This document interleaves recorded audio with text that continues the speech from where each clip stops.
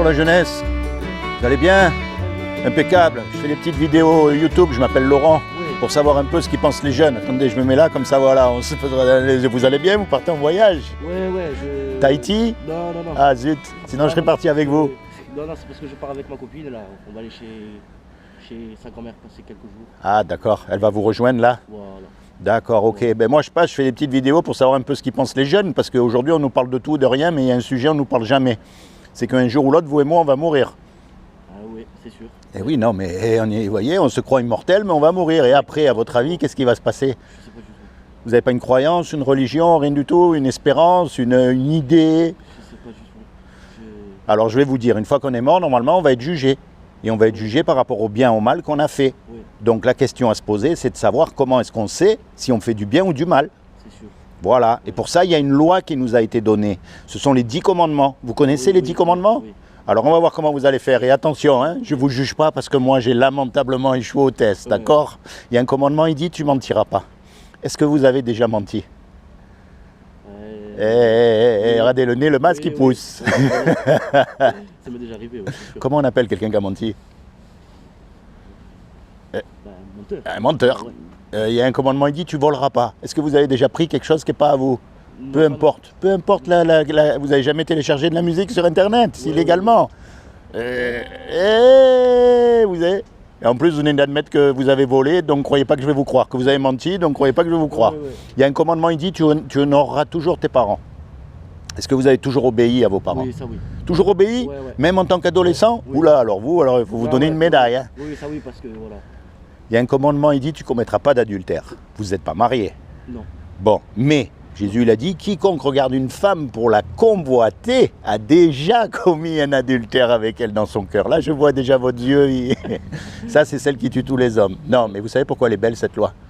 Parce que justement, elle montre qu'on ne peut pas se juger les uns les autres. Oui. On est tous pareils. Vous croyez que le pape, il n'a pas menti ou il n'a pas regardé une femme du coin de l'œil?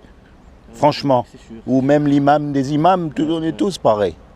Ouais. Vous voyez, donc on ne peut pas se juger les uns les autres. Mais le problème, c'est quand on meurt, on va être jugé par rapport à cette loi-là. Oui. Alors si on vous juge par rapport à cette loi-là, vous serez coupable ou innocent? Ah, À mon avis, coupable. ouais. Et si vous êtes coupable, paradis ou enfer? Enfer. En bas, ouais. Et ça, C'est pas bon. avouez que c'est pas bon, on préfère éviter. Hein. Ouais, c'est sûr. Ça, c'est la mauvaise nouvelle. Ouais. Ça, c'est ce qu'on mérite tous les hommes. Il n'y en a pas un qui est mieux que l'autre. Maintenant, il y a une bonne nouvelle dans l'histoire. C'est que c'est Dieu qui nous a fait. Oui. Ça, vous croyez en Dieu quand même? Oui. Bon, alors, puisque c'est Dieu qui nous a fait un créateur, il aime ce qu'il crée. Oui. Un musicien, il aime sa musique. Un cuisinier, il aime les petits plats qu'il fait. C'est aussi simple que ça. Hein. Bien sûr. Donc Dieu nous aime et il ne veut pas qu'on subisse les conséquences de notre péché. Il ne veut pas qu'on aille en enfer. Donc il a fait quelque chose pour que vous et moi, malgré qu'on soit coupables, on puisse éviter justement d'aller en enfer. Est-ce que vous savez ce qu'il a fait? Est-ce que vous voulez savoir? Ouais. Ah, quand même, hein, vaut mieux. Hein. Après, vous choisissez. Mais alors, je vais vous dire, comme il a trouvé aucun homme de parfait sur la terre, aucun, ni même le pape, ni même le religieux des religieux, aucun. Eh bien, ce qu'il a fait, c'est qu'il est venu lui-même sur terre. Il a pris une forme humaine. Il s'est habillé avec un corps qui est Jésus. Et il a dit, quiconque croit que Jésus est le Fils de Dieu et qu'il est ressuscité des morts, il aura la vie éternelle à mes côtés. Mais ça ne suffit pas, ça, parce que les démons, ils existent. Et ils croient, et ils tremblent. La clé là-dedans, c'est un mot qu'on appelle la repentance. Bonjour mademoiselle, comment allez-vous? Très bien, je l'embête un petit peu avant que vous partiez en vacances. Il n'y a pas de souci. Hein? Et donc, la repentance, ça veut dire quoi? Ça veut dire se tourner vers Dieu. Ça ne veut pas dire d'aller dans une église, ça ne veut pas dire d'aller dans une religion, surtout pas. Non, mais quand vous êtes tout seul, c'est là que vous commencez à parler à Dieu, à lui dire ce que vous avez dans votre cœur. Quand Jésus il est mort à la croix, en fait, il est mort à votre place et à ma place. Venez avec nous là, vous allez voir. Vous allez entendre aussi, vous inquiétez pas, c'est pour tout le monde. Vous voyez? Je lui ai expliqué qu'on est tous... Eh oui, vous avez le soleil, attendez, je mets mon bras. Voilà, non, mais je lui ai expliqué qu'on est tous pécheurs face à Dieu. Et comment est-ce qu'on sait ça? C'est qu'on a tous cassé la loi morale de Dieu, c'est-à-dire les 10 commandements. D'accord? On a tous menti, on a tous volé, on a tous fait ces choses. D'accord? Et le jour où on meurt, on va être déclaré coupable. Et malheureusement, si on est déclaré coupable, on va être envoyé en enfer. Et ça, on ne veut pas y aller. Ouais. Maintenant, il y a un truc, c'est que comme c'est Dieu qui nous a fait, quelqu'un qui fait quelque chose, il aime ce qu'il fait. Un créateur, il aime. Un musicien, il aime sa musique. Un cuisinier, il aime les petits plats, c'est logique. Donc comme c'est Dieu qui nous a fait, Dieu nous aime et il ne veut pas nous punir, il ne veut pas qu'on aille là-bas. Donc il a fait quelque chose pour nous éviter son châtiment, justement. Et ce qu'il a fait, c'est qu'il est venu lui-même sur terre. Il s'est habillé avec un corps. Il a pris une forme humaine qui est Jésus. Et il a dit, quiconque croit que Jésus est le Fils de Dieu et qu'il est ressuscité des morts, il aura la vie éternelle à mes côtés. C'est aussi simple que ça. Il n'a pas dit d'aller dans une église, il n'a pas dit d'aller dans une mosquée, il n'a pas dit d'aller dans une religion. Non. Et je peux vous le prouver.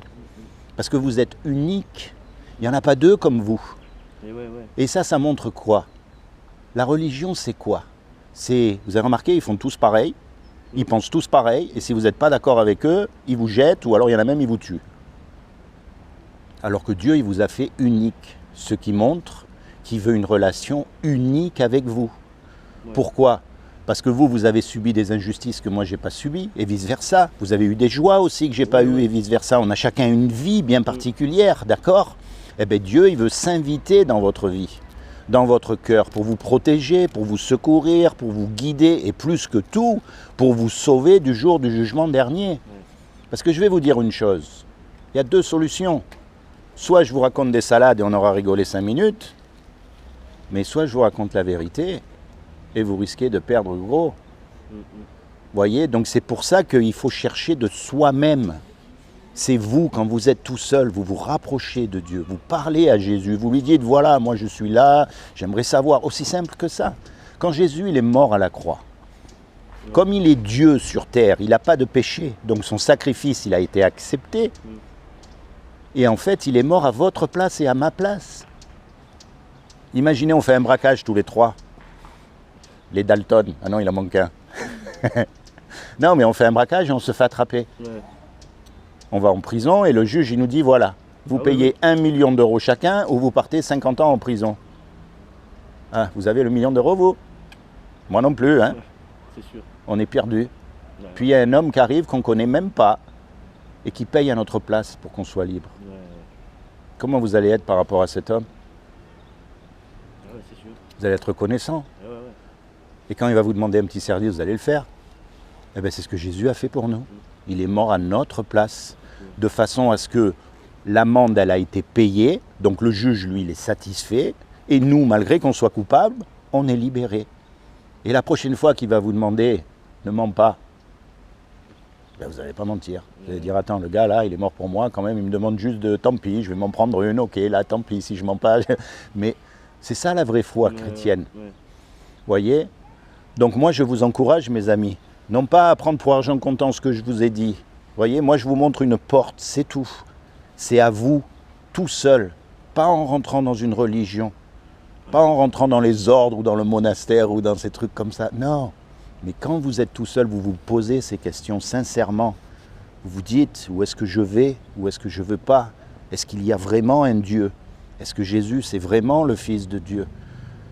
Quand je dis fils, ce n'est pas au sens comme nous, on a des enfants, hein, bien sûr. Après, il faut étudier, il faut gratter, il faut chercher. C'est ça le sens de la vie. Sinon, il n'y a aucun sens. Qu'est-ce qu'on fait? On travaille, on mange, on dort, on a des enfants, on fait la fête, on meurt et après c'est fini. Non, nous avons une destinée éternelle.